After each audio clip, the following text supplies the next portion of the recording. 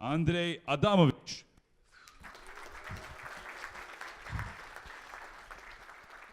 Okay, let me check if it works. Hey. Okay, actually I feel a bit like this horse at the moment. I'm nervous, but okay, let's go. Let's start. Some of you probably know me. I'm Andrey, and thank you for a good presentation of me.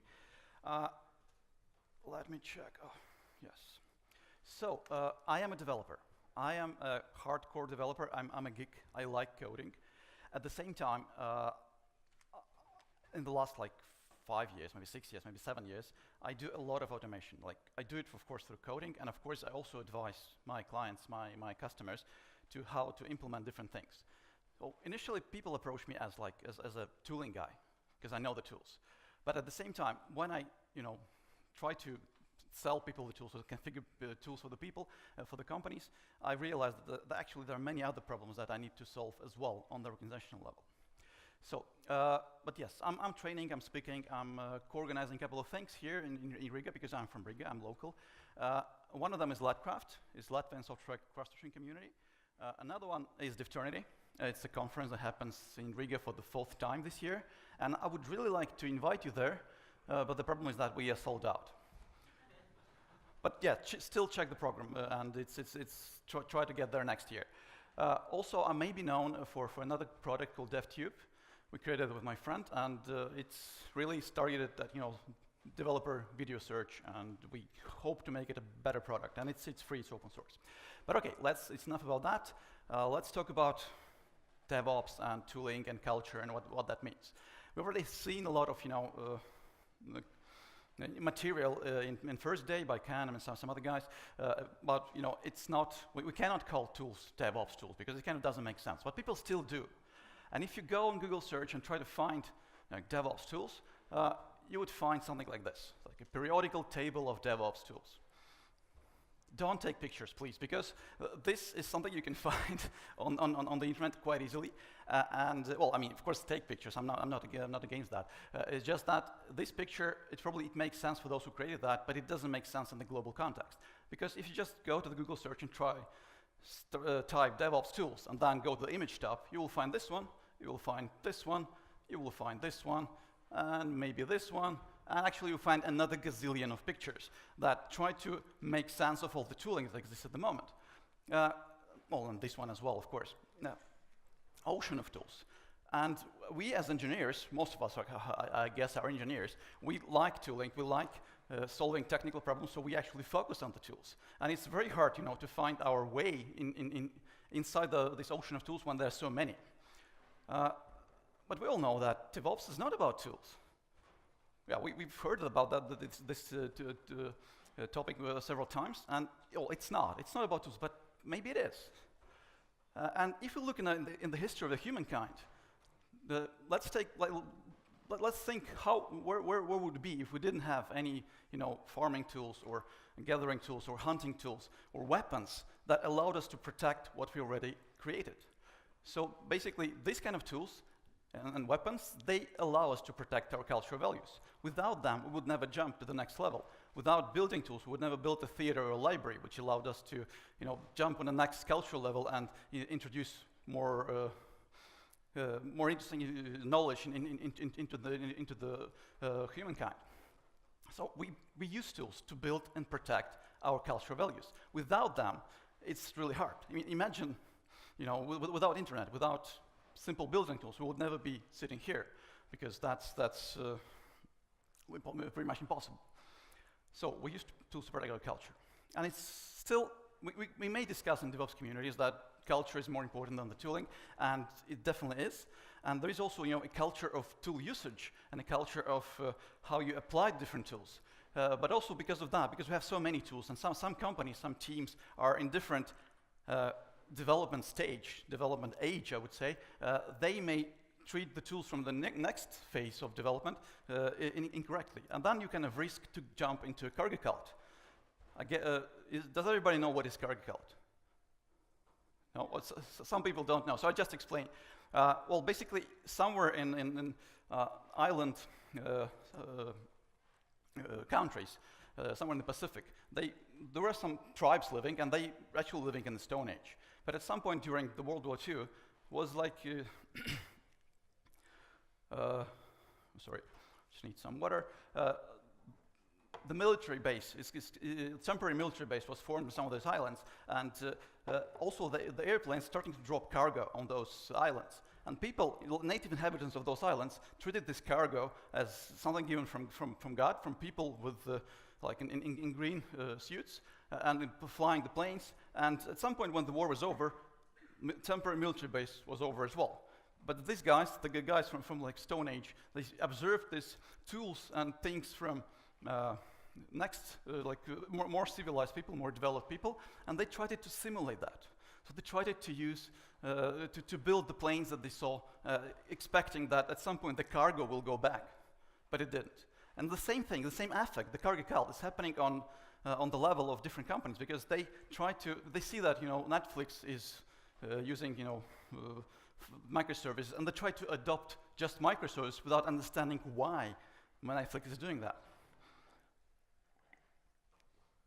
And that happens all over the place. People try to use Docker or Kubernetes without realizing what actually they are solving, what kind of these tools are used for.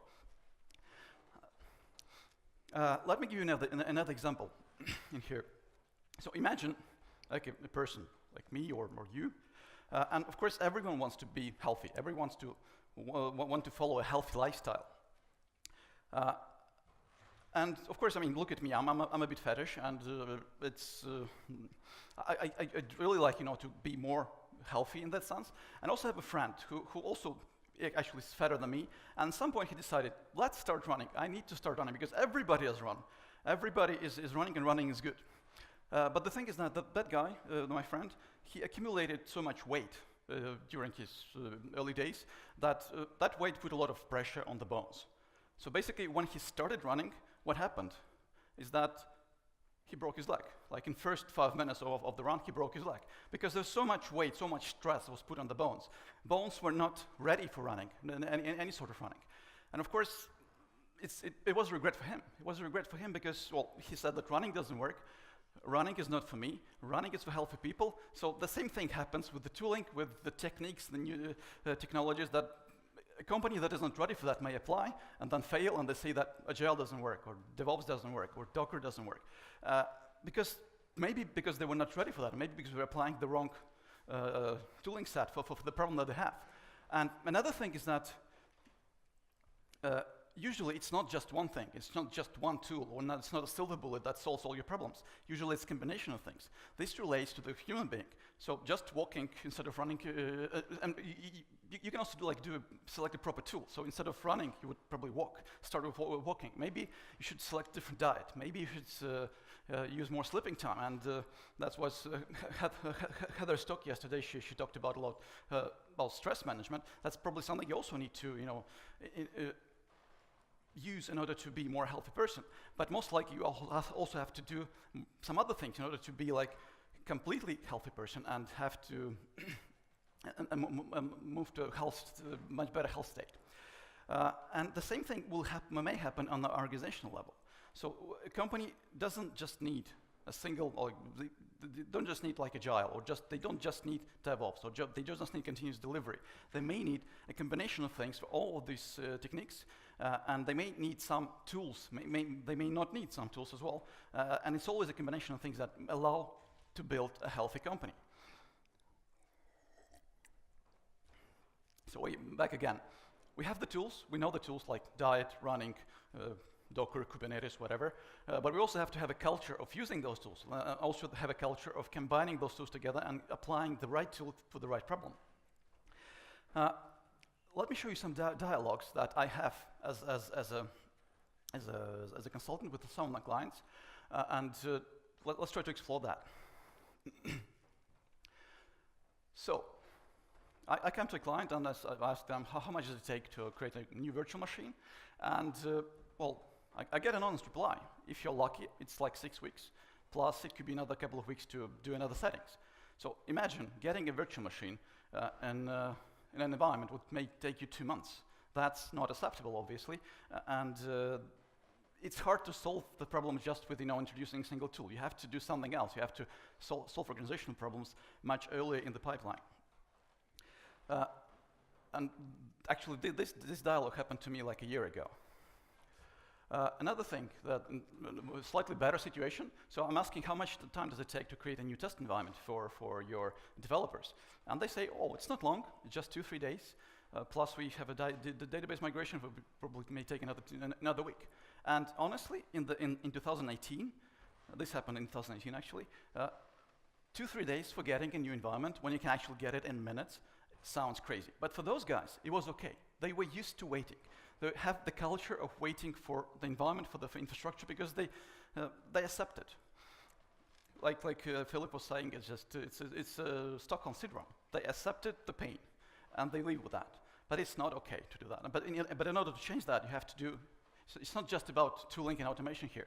It's really about understanding why they are so slow.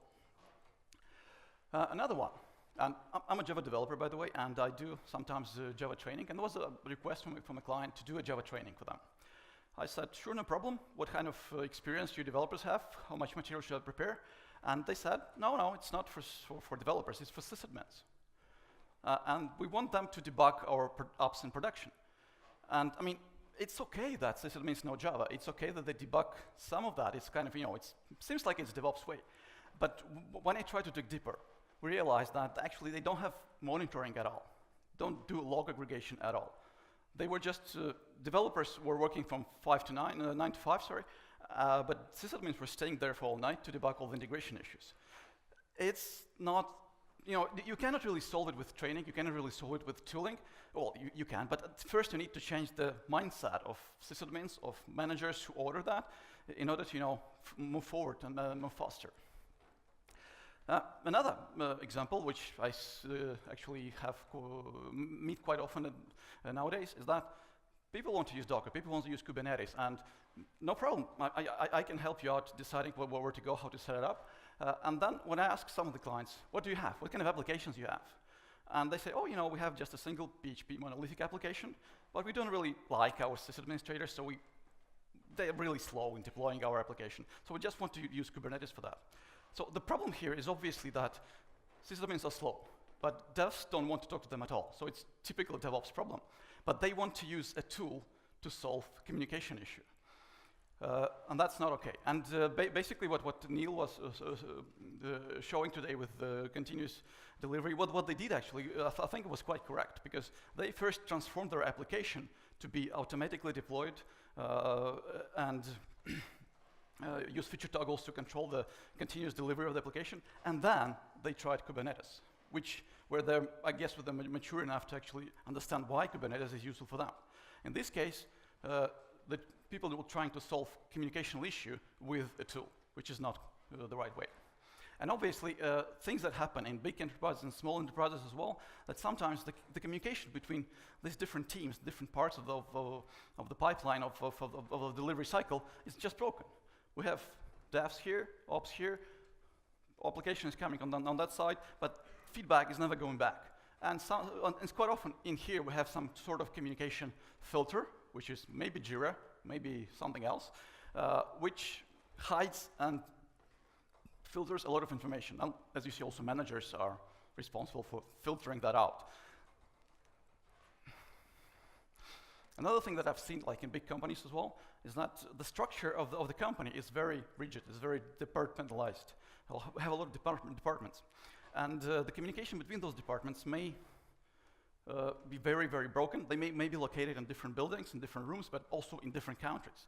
And it's quite often that developers, well, not quite often anymore, but it was, and still the case in some companies, is that developers may be on one side, operations on the other side, and the only way they communicate is some sort of, foreign affairs or things like that. So, is it lack of culture? Yes. Is it lack of tooling? Yes, as well. But also it's the culture of using those tools and understanding where we are at the stage of the development of our processes and our approaches to actually start using some of the tools. By the way, I forgot to mention, because I'm actually the only obstacle that holds you from lunch.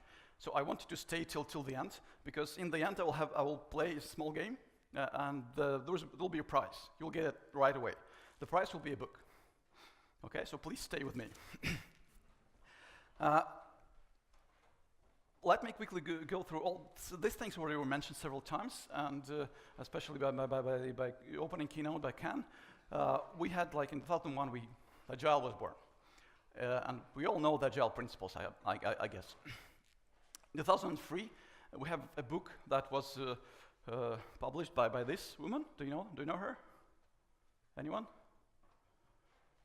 It's Mary Poppendieck. She published a book about lean software development, which also defined, and lean as a principle it existed also in the previous century for manufacturing. So she just applied, she with the colleagues applied it to software delivery. And the principles are, well, they are not the same as Agile if you read them by the letter, but they really are encouraging the same principle. They're actually trying to achieve the same thing. And the most important thing for me here is eliminating waste and amplifying learning, which was not explicitly said in Agile, but I think Agile is also means that. In 2008, we have this guy. Well, he was also mentioned in the opening keynote. It's Andrey and he actually came up with this term, infrastructure is code, or actually infrastructure as code. Also this guy, Patrick Dubois, the guy who coined the term and organized the first DevOps days. He also came up with this term as the Agile Infrastructure together with Andrew Clay Schaffer. So, and then we came to DevOps as we know it now. And we all know that DevOps is about shortening development cycles and increased deployment frequency and more independent releases, close alignment with business objectives. If you try to map it to Agile, what Agile wants, what Lean wants, actually they want the same. They want efficiency in delivery of products and value to the customer. That's just an extension, just added a bit of specifics and context there. In 2010, we have this guy who, and you definitely heard the term, and you probably don't remember who coined that, is John Willis. He actually had a DevOps podcast, and he actually coined these term camps. We already talked about that. It's culture, automation, measurement, and sharing. So in 2011, we have this guy, Jess Hempel. Continuous delivery. Of course, it's not he's totally mentioned, but he summarized that, he formalized the approach, and these are the principles that are defined by him and Dave Farley. Building quality, work with small batches, computer perform repetitive tasks, people solve problems. I mean, it's all may seem like a new stuff, and all these guys, they're probably coming from a different direction, from different perspectives, but they all try to do the same thing. They try to deliver good software in small batches, in automated fashion, and make like knowledge sharing, like keeping everyone responsible. So all these principles, all these things try to be united in what they want to achieve.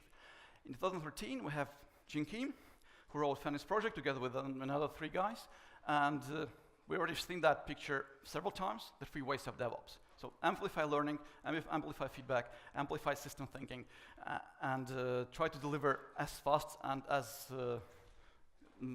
qualitative as possible. And to me, these different models, like continuous delivery, continuous deployment, Lean, Agile, DevOps, and maybe some others, they really are, in a way, isomorphic. I mean, it's a bit mathematical term, and if you ask a real mathematician, it doesn't really, it's not good, because those models are not clearly defined, so having an isomorphism between them is not something you can do mathematically. But like on a philosophical level, those models are really, really similar in what they're trying to achieve. In 2017, there's a company called Weaveworks, and they coined this term, GitOps. I mean, at this point, it may seem that this is really about the tool. It's about Git, right? But honestly, I don't think it is. It's really about the approach and the culture you put into every process that you have in your company, and it just surrounds it around some tooling that helps it out. And in 2018, and also in 2017 and earlier a bit, we already have all the tools that allow us to actually move on and automate a lot of stuff and put a lot of processes around the tools, but at the same time, we kind of simplify the communication procedures, simplify the delivery cycles and so on. So the principles that they try to put into into GitOps, and basically that was Neil has described, that was I think Anton Babenko has described in some of his Terraform talks. We are having a declarative state of our infrastructure. And that doesn't mean just our single application or single product. It actually means any infrastructure in our company, like mail server or firewall or any part of the infrastructure of the company can be managed through Git. And then we basically have entire state of our systems in version control. They may reside in different Git projects, it's fine, but we still, the version control is the single source of truth for managing our infrastructure. And then, what if, instead of creating Jira tickets or making phone calls or having support engineers handling your stuff, you actually do operations by pull request? I mean, it is based on tools, very much based on tools, on GitHub, on GitLab, on Bitbucket, but at the same time, it's very different cultural approach. You really focus on the code that captures the knowledge about your company, and you allow everybody to contribute. That's not revolutionary approach. I was using something similar since 2010. I was trying to automate self-service procedures through a CI server, and we also doing all delivery through Jenkins at that point. It was working fine, and just somebody has come up with a term that I think I like the most at the moment. And I try to promote this approach to many of my clients. So it's ops by pull request, right? And we have the single source of the truth.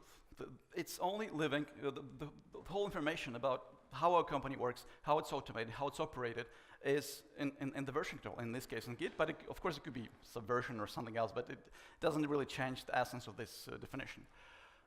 And we really capture the knowledge. We really capture the knowledge about how the company, how the business works, and this becomes the most essential part of the business eventually. And you can probably guess that everything actually is code, not just the application code, not just the infrastructure as code, but actually everything else could be defined as code. We can have pipeline as code. And Anton has showed us yesterday the way to write Kotlin DSL for TeamCity. You can do the same for Jenkins, you can do the same for GitLab CI, and for many other CI servers, you can describe your pipelines as code already and keep it in version control. Documentation as code, like formats like Markdown, ASCII-Doc. You don't need to set up like a huge wiki server or write Word documents. You can actually commit it to Git and use GitLab or GitHub to actually generate the documentation out of Markdown file. You can also maybe define a pipeline that does that for you if you have some more complex format, but still, we can keep documentation inside the version control repository, and we can teach anyone in the company to actually use it and update it through a GitHub interface, for example. Tests, obviously, are code. Security could be code as well. Like, so we can also encrypt secrets inside the Git. Infrastructure is code, obviously. Network is code to some extent, and it's getting more and more there. Like, we have software-defined networks. We can define what subnets, firewall openings we define. Metrics is also code. So dashboards and any kind of local parsing patterns also are definitely storable and definable and updatable through Git and the pipeline that attached to that. So IT is code. Information systems and IT departments and anything that is related to the business that manages IT, it is code. And we are all contributors. We are all collaborators. Git is not the tool that puts us off. It's the tool that allows us to collaborate and communicate much better, because we don't focus on the details of Jira or of who's boss, but we're actually focusing on what's most important, focusing on the code, on the knowledge that describes what our business does.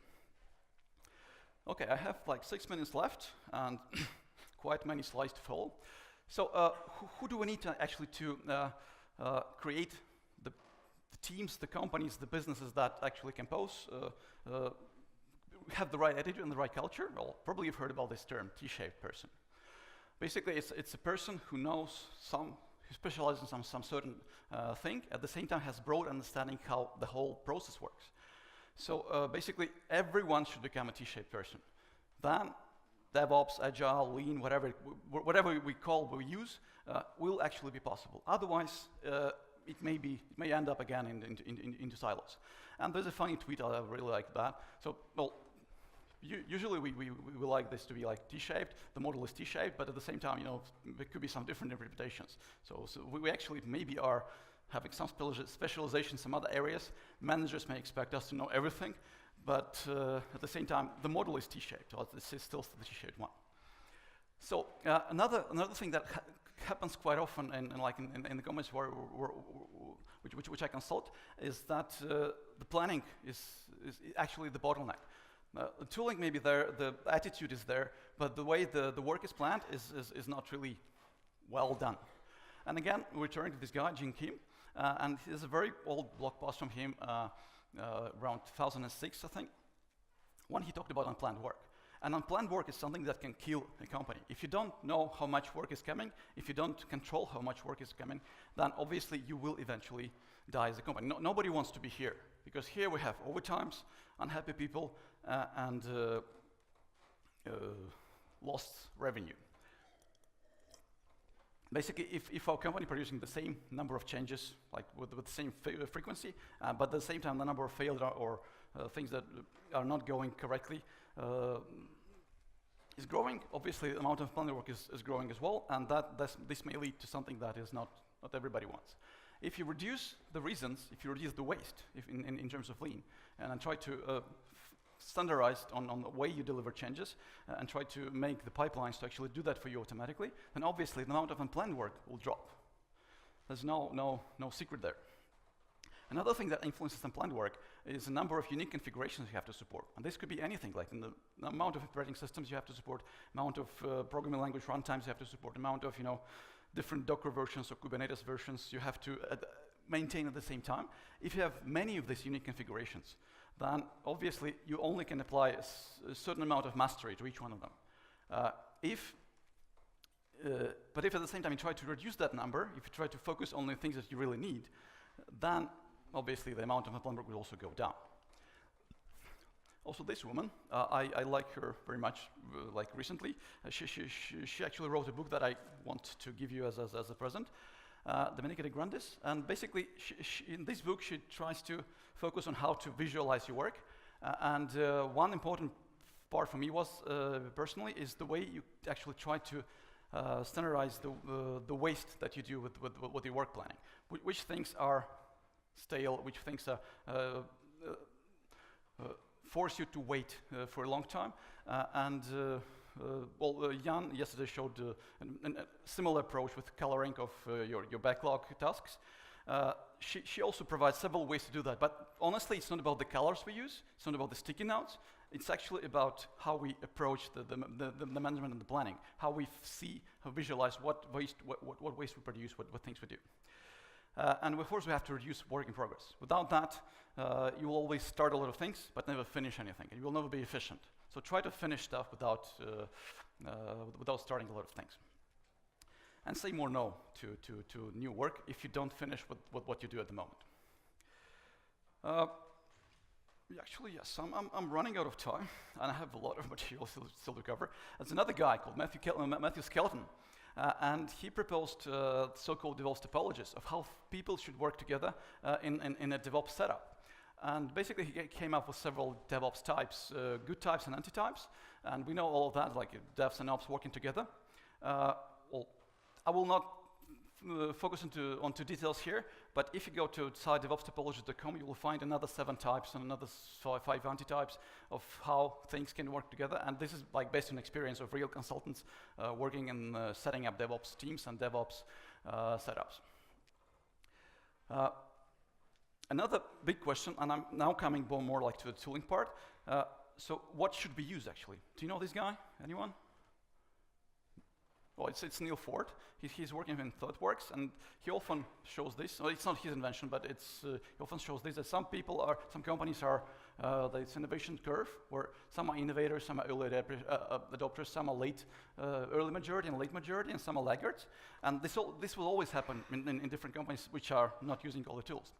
And what ThoughtWorks and Neil Ford in specifics promote a lot is to create a technology radar for technologies that are out there, because there are many, like we've seen the little ocean of tools. And basically this radar has 4 rings: adopt, trial, assess, and hold.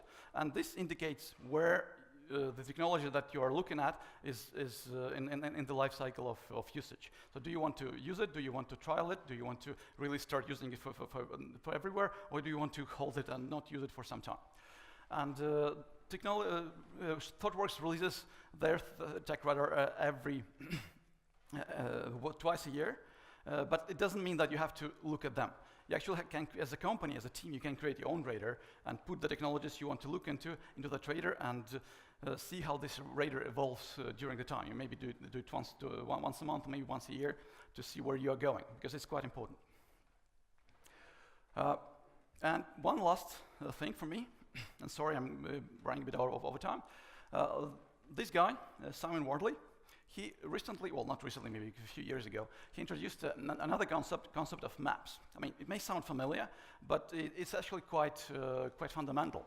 Because maps are visual, they provide context, they provide position of where you are in the industry, where you are in your journey into the better world. And also, it's trying to join the components that you're working on.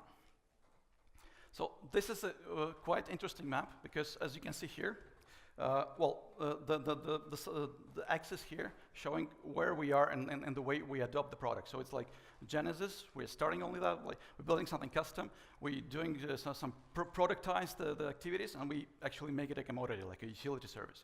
So, and as you see, DevOps is somewhere here. It's already a product, like all the tooling that we usually use in a DevOps context, they are already a product. They are usable, and many people can use that. But at some point, and actually that point will come quite soon, anything that is related to automation, to infrastructure management, to cloud management will become legacy, or will become so good and so useful that we will treat any kind of infrastructure as we treat electricity at the moment. So nobody has like an electricity strategy, but everybody wants to have a DevOps strategy. But at some point, and this honestly will happen very soon, DevOps will become the default strategy, and it will, a lot of tools that come with that will be a commodity, will be a utility that can be bought. And that's kind of sad news for DevOps, but at the same time, it's good news for the industry. Okay, final words from me. Try to plan your directions, where you're going, and make them visible. Use radars, maps, boards. Keep the version control as a single source of truth for you. Pipelines and the builds, they should handle all aspects of software delivery and infrastructure delivery and anything related to your system management. And do not just use tools. Try to use them to enforce the culture that you have. That will give you the biggest effect. Okay, thank you very much, and don't leave. Don't leave, because I have a game for you. So, have you ever seen this game before? Okay. Very simple quiz. The fastest and the most correct person will get a book. And the idea is very simple. You go to kahoot.it, you enter this PIN number, and you're in the game.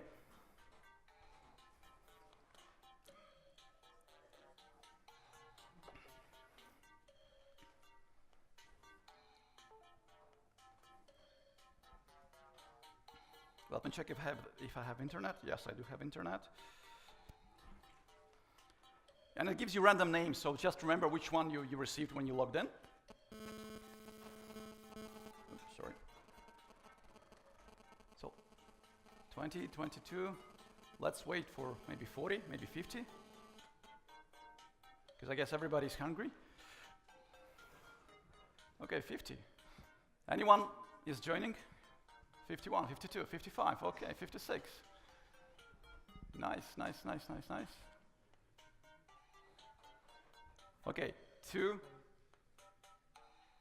Well, 3, 2. Okay, 80. Well, you're still joining, guys. I didn't knew that there is so many people in the room. Yeah, it's an easy way to count people, They count themselves, counting as a service. Okay, will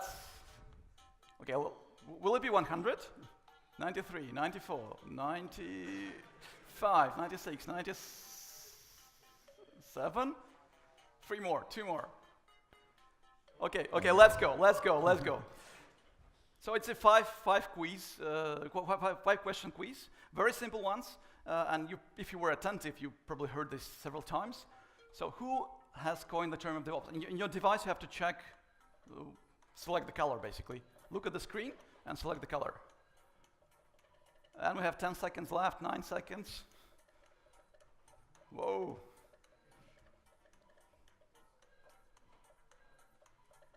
Yay. So, yeah, 55 were correct, and actually, well, 55 plus 17, because I think, well, Patrick Dubois and Andrew Clay-Schaffer maybe will attribute it to that. They both did that. Okay, smart crap is the fastest for now. This is a number of milliseconds. It takes you, well, number of points, the more points you get, the faster you were, and also the correct you were. So smart crap has a chance. So you know that, right? What does CAMS stand for?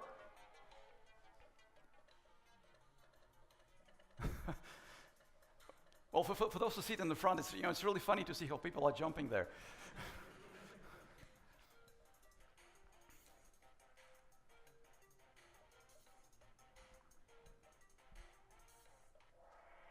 Okay, 89 people were correct. It's culture, automation, measurement, and sharing.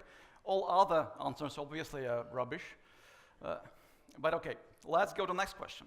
Space One. Actually, yeah, Space One is faster than Smart Crab. That's So what is the best DevOps tool? And it's about the speed.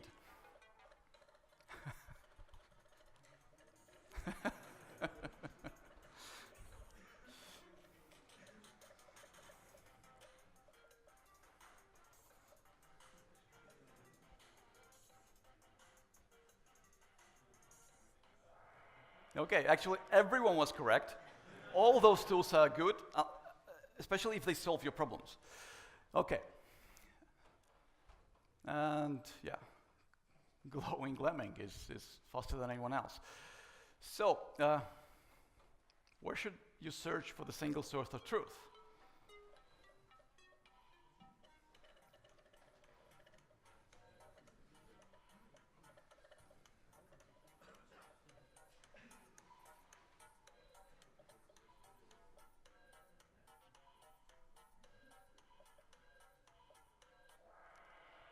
Right, it's the version control system. Maybe some people may think it's 42, but no, it's not. Okay, and the final question, and it's about the speed. There's only one correct answer, so go.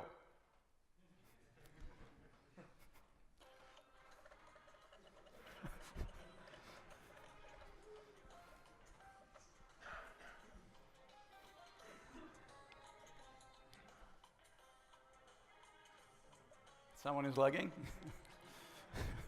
Yeah, you have no chance anyway. Okay. No. So 8 people said no. It was the wrong answer. Some people have answered yes, and it was the right answer. So let's see who is the winner. And the winner is Glad Finch. Glad Finch, you got the book. Congratulations.